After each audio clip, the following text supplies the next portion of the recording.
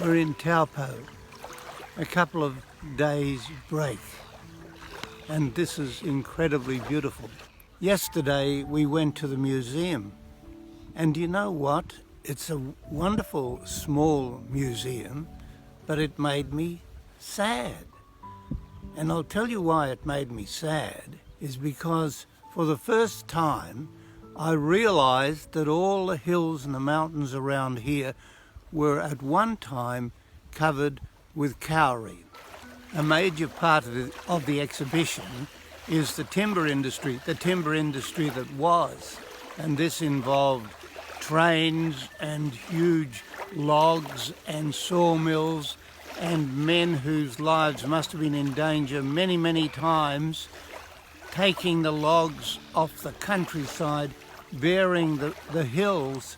I wonder what the Maori people thought. These days we're all very conscious of the environment and protecting forests.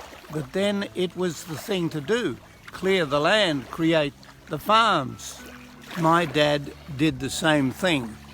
As a teenage boy, he went with his father and mother into the Strzelecki Ranges. This is in Victoria. The government had chosen this mountain range, which in some parts was very fertile. They thought it was all fertile, but it was covered with forests, huge forests. Have a look at these trees. Well, my dad and his father and the other settlers that were allocated land by the Victorian government went in there and said the trees have to go, and they cleared it with the match. That is, they set up bushfires that ravaged these hills and made these giant trees blackened stumps. So they set bushfires and scorched these mountains, thinking that they could create English pastures. Well, guess what? The soil under these great trees was not conducive to growing pasture.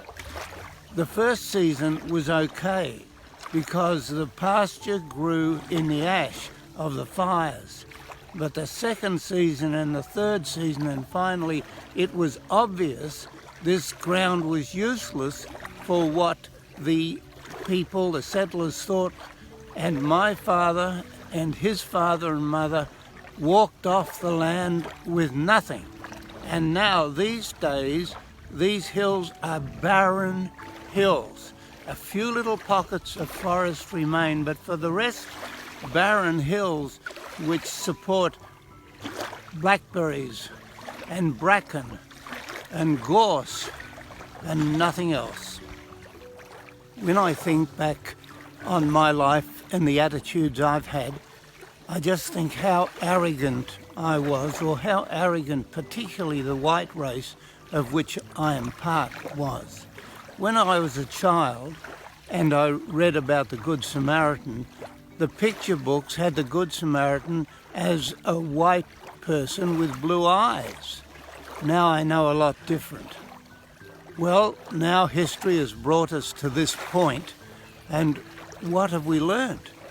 Well, I'll tell you a couple of things I've learned, and that is I know very little, and it's a complete mistake to judge others. I know that people from other races and cultures bring riches into my life, and I am not interested in judging anyone.